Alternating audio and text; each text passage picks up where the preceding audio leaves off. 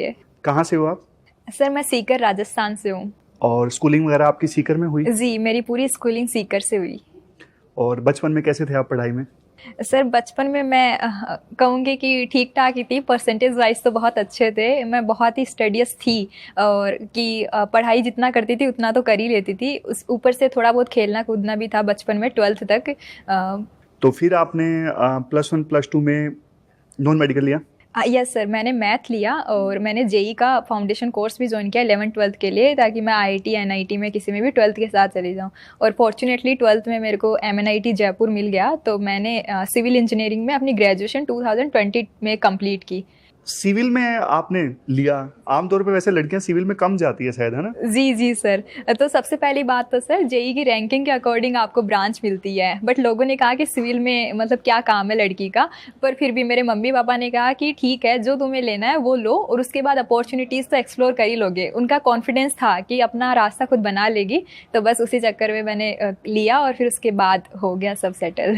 और पहले लड़कियाँ इंजीनियरिंग ही नहीं करती थी, तो फिर सिविल कहाँ से आएगा वो वाली चीज़ है सर। और मेरे पेरेंट्स को नहीं पता था कि सिविल क्या है, ये क्या है। उन्होंने मुझे फ्रीडम दी और मैंने चूज कर लिया कि अपन ब्रांच लेते हैं, हम देख लेंगे फिर जो है। मैं रिलेट इसलिए कर पा रहा हूँ क्योंकि मैंने खुद इलेक्ट्रॉनिक्स से बीटेक किया था और टीसीएस में जॉब किया। सर मुझे पता है आपकी जर्नी। फिर आपने मतलब इनकम टैक्स में काम किया, फिर आप प्रिवेंटिव ऑफिसर कस्टम्स में करेक्ट। तो वो कहावत है ना कि इंजीनियर सब कुछ कर सकते हैं। आपने सिविल से बीटेक किया जी, और आपने शायद फिर उसके बाद डेलोइट में जॉब किया था? जी सर। हाँ। उसके बाद फिर यूपीएससी कैसे?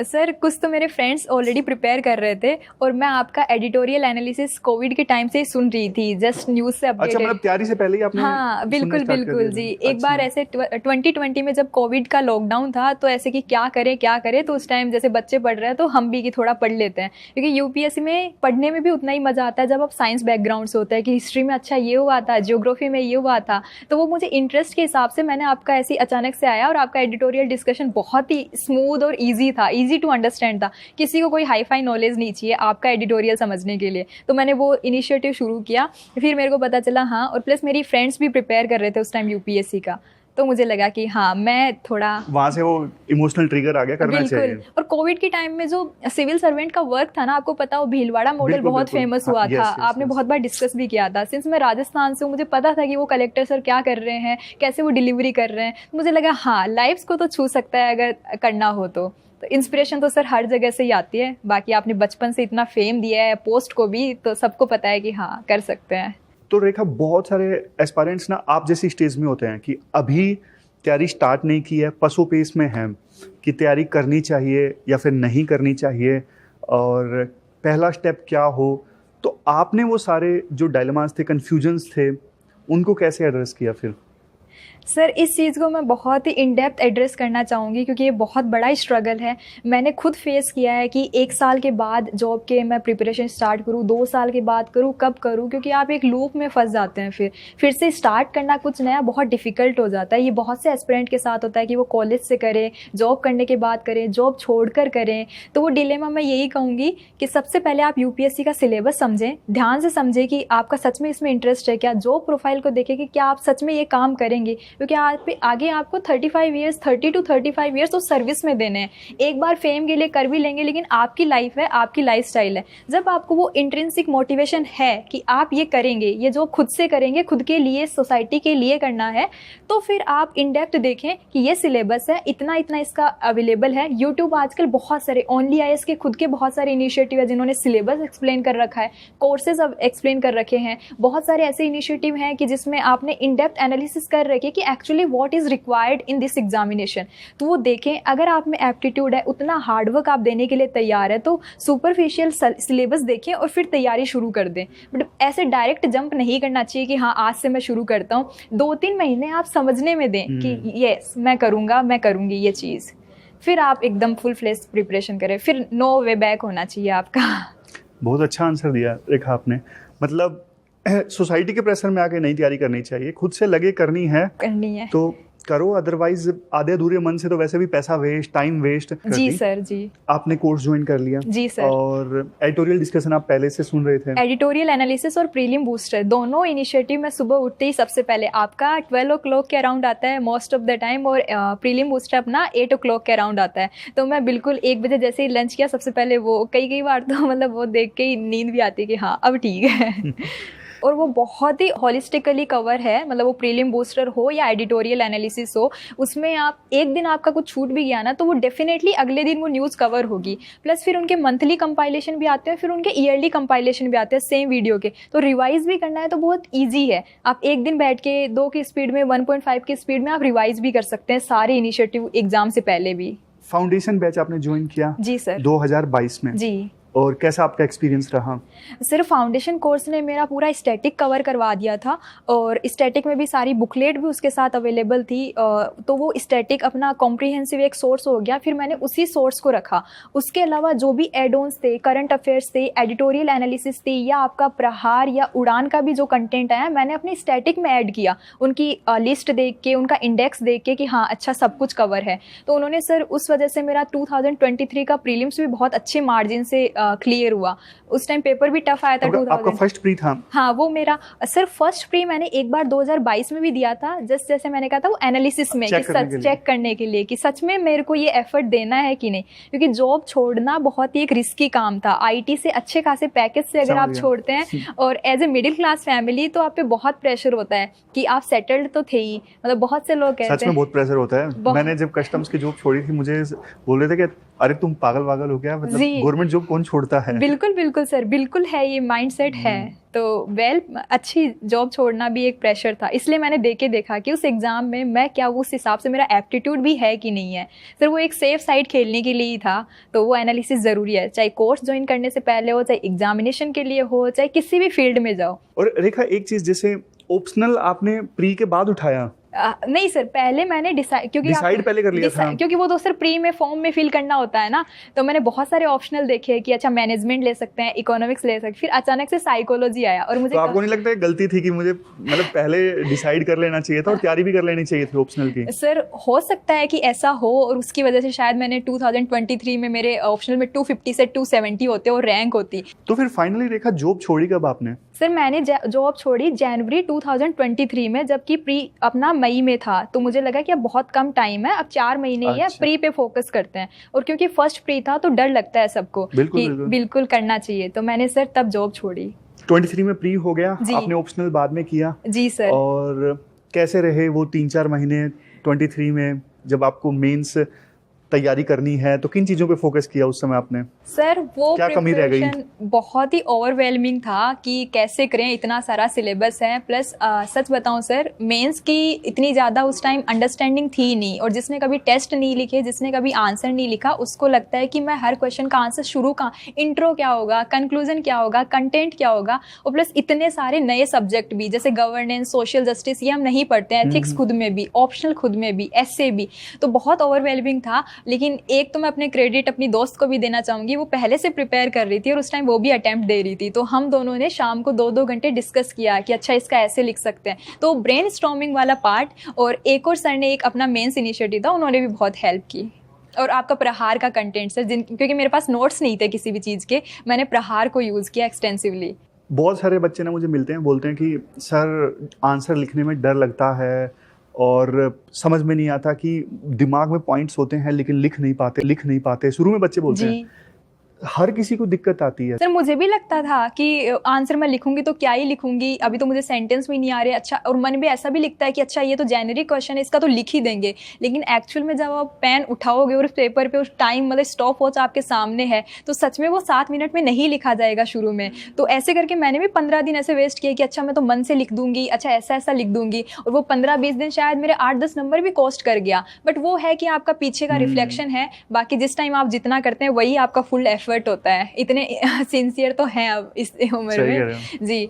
तो सर वो मैंने जैसे वो इनर्शिया ब्रेक किया, वो भी मेरी दोस्त ने, हम दोनों ने एक दूसरे का इनर्शिया ब्रेक करवाया कि हाँ हाँ लिखते हैं, चाहे कितना ही घटिया लिख रहे हैं, कौन देख रहा है, दोनों के घर पे अपनी अपनी कॉपी है, रद्दी में जानी है, कौन देख रहा है। तो हमने लिखा और हमने वो 8-10 दिन में सर कंटेंट भी आ गया और जो आपने पढ़ा है वो रिटेन भी ज़्यादा होने लग गया, क्योंकि आपने उस क्वेश्चन का आंसर लिख दिया है। और फिर ऐसे भी लग गया अच्छा इसमें वो भी तो ऐड कर सकते हैं, अच्छा एथिक्स का है तो IR के एग्जाम्पल ऐड कर सकते हैं, अच्छा हिस्ट्री में ये हुआ था वो ऐड कर सकते हैं। सर वो सब प्रैक्टिस से है। कोई अगर लिख रहा है, किसी को कुछ भी नहीं आता, तो जिनका प्रीलिम्स हो जाए इस बार, वो पहले दिन से ही पेन कॉपी उठा ले, मेंस में आप टॉप कर जाएंगे। यही सीक्रेट है सर मेंस का। तो मेंस जब क्लियर हुआ तो फिर कैसा रिएक्शन रहा? सर उस टाइम तो ऐसा होता है ना, मतलब मेरे को ऐसे लगा ही अरे हो गया, मतलब इतना रिलीफ, इतना एक्साइटमेंट, इतना कि इंटरव्यू कॉल जो हमने दूर से देखा है, वो UPSC भवन की एंट्री, वो मॉक इंटरव्यूज, वो सब अब मुझे भी मिलेगा एक्सपीरियंस करने को। सर बिल्कुल बहुत अच्छा लगा उस टाइम कि अरे जो, क्योंकि मेरी ज़िंदगी की सबसे बड़ी हर्डल ही यही थी कि UPSC मेंस। फिर आपने इंटरव्यू की तैयारी स्टार्ट की? जी, फिर मैंने इंटरव्यू की तैयारी स्टार्ट की। मैंने घर से इंटरव्यू की तैयारी स्टार्ट की। मैं मॉक इंटरव्यू देने दिल्ली नहीं आई। आपने मॉक इंटरव्यू नहीं दिया? नहीं सर, 11 मार्च को उस टाइम मेरा वो था, इंटरव्यू था 11 मार्च 2023। तो ऐसा नहीं लगा रखा कि यार मतलब कहीं भी इंटरव्यू नहीं दिए तो पता नहीं, एक डर होता है कि यार थोड़ा तो मतलब कॉन्फिडेंस आ जाएगा, अगर दे दूंगी तो डर खुल जाएगा, तो वो सब चीज़ें आपके दिमाग में नहीं आई?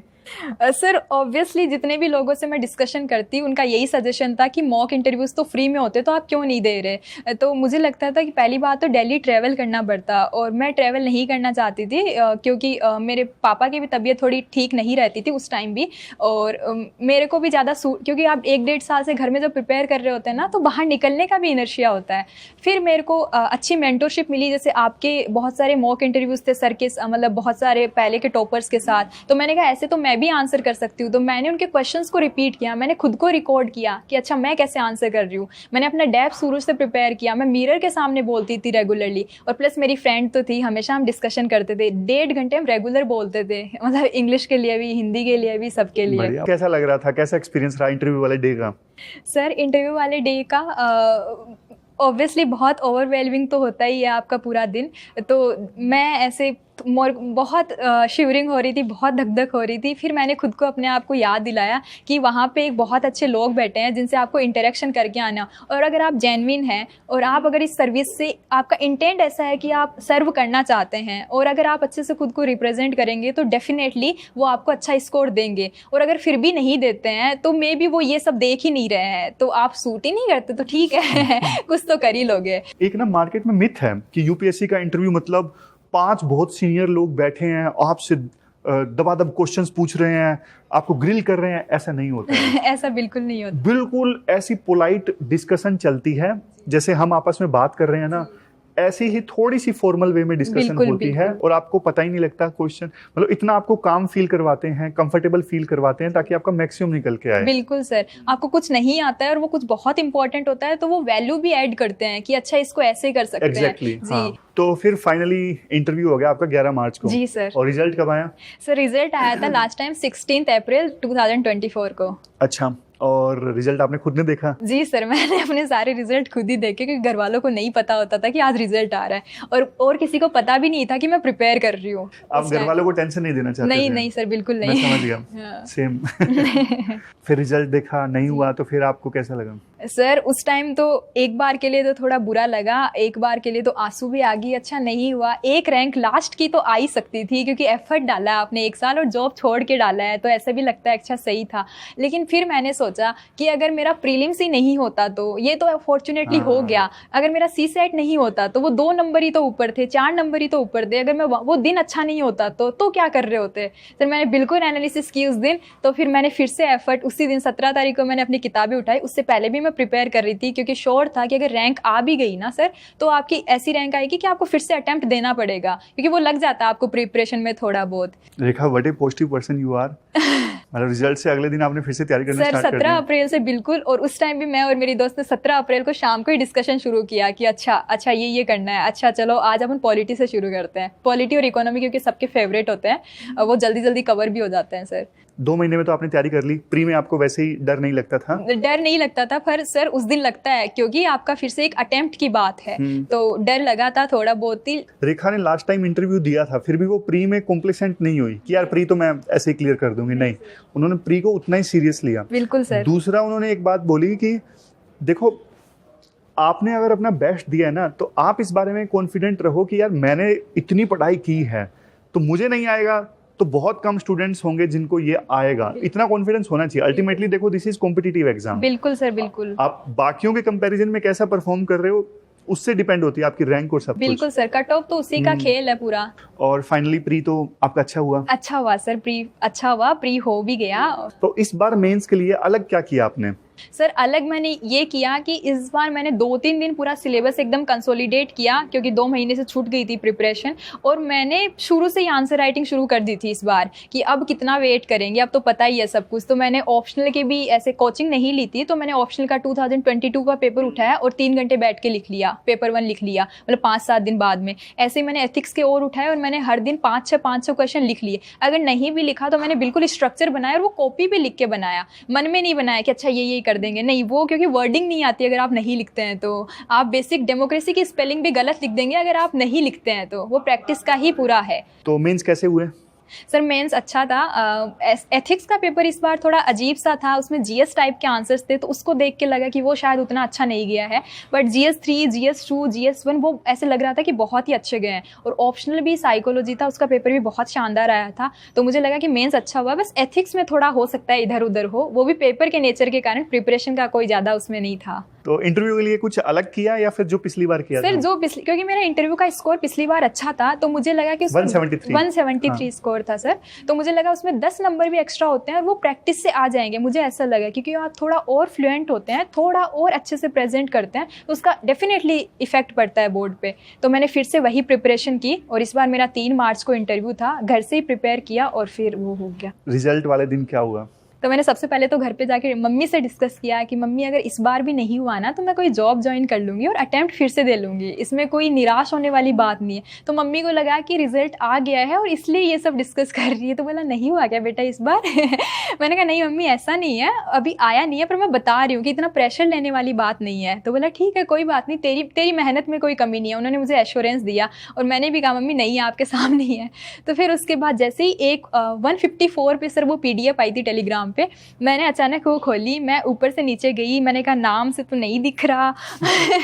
फिर मैं मेरे रोल नंबर में 048 थे, तो 048 ऐसे मुझे एक जगह दिखा। मैंने कहा यार इतना तो किसी से और कोइंसिडेंट नहीं होता। मेरे को थोड़ी सी सांस में सांस आई, मैंने देखा 048 और 7, मैंने ऐसे फिर आगे नाम देखा और मेरा नाम क्योंकि सरनेम की वजह से बहुत यूनिक है, तो वो अकेला ही नाम था, तो मैंने कहा रेखा है। फिर मैं रैंक पे गई, फिर मेरे को बिलीव नहीं हुआ सर, क्योंकि मैं अंडर 400 अंडर 500 की रैंक भी आई तो ऐसी आएगी और फिर आप मतलब वही IAS मिल जाएगा, अटेम्प्ट फिर से नहीं देना पड़ेगा, वो सिनेरियो सारे आपने इमेजिन कर रखे होते हैं। बट जैसे ही मैंने 176 देखा, मेरी एक्सपेक्टेशन से काफ़ी अबोव थी, क्योंकि आप सिर्फ लिस्ट में नाम एक्सपेक्ट करते हैं। पेरेंट्स का रिएक्शन? सर उस टाइम मम्मी मेरे पास थी, तो मैंने मम्मी से जाके मम्मी मेरा हो गया, मम्मी मेरा हो गया, तो बोले हो गया। फिर मैं फिर से दूसरी PDF में चेक कर रही हूँ कि सच में हो गया। फिर उसके बाद मेरे आंसू आ गए कि सच में मेरा हो गया। तो मम्मी को लगा कि फेक तो नहीं है, ये रो इसलिए रही है कि इसका नहीं हुआ। मैंने कहा नहीं इसलिए रो रही हूँ कि हो गया। फिर मम्मी बहुत खुश हुई। पापा उस टाइम पास में नहीं थे, हमने पापा को कॉल किया, पापा हो गया, तो पापा हाथों हाथ आए। फिर मेरे भाई कोई भी पास में नहीं था, मैंने सबको कॉल किया, भाई बहन को, सबको। फिर सबका ऐसे रिएक्शन हुआ कि अरे हो गया। फिर रैंक इतनी अच्छी रैंक, मैंने कहा।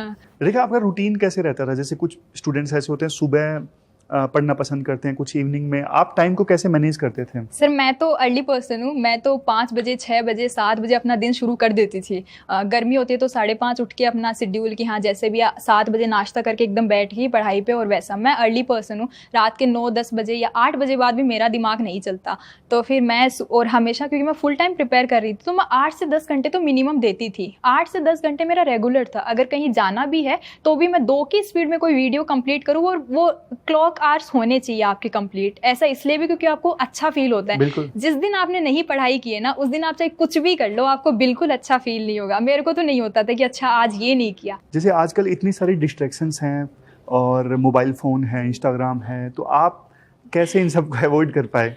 सर मेरा फेसबुक इंस्टाग्राम पे कोई चैनल नहीं है। वो इसलिए नहीं है क्योंकि उनको मैनेज करना बहुत डिफ़िकल्ट है। आपके पास फ्रेंड रिक्वेस्ट आएंगी, फिर उनको आप एक्सेप्ट करोगे, फिर उसके बाद आप पोस्ट डालोगे तो उस पर लाइक्स देखोगे, शेयर देखोगे, कितने कितने लोगों ने कमेंट किया वो देखोगे। तो मुझे ये बहुत ही ऐसे टीडियस टास्क लगता था, इसलिए मेरा कोई अकाउंट नहीं था। प्लस मैं बहुत ही प्राइवेट पर्सन हूँ, तो मैं वैसे भी कोई अकाउंट, मेरे पास व्हाट्सअप था इसलिए कि क्लोज कॉन्टैक्ट में रहे, कोई कुछ भेज रहा है, और टेलीग्राम था। लेकिन अगर आप आईएएस बनते हो तो कौन से सब्जेक्ट्स पे आप फोकस करना चाहोगे, कि मतलब इन एरियाज में आप पर्सनली दिल से काम करना चाहते हो?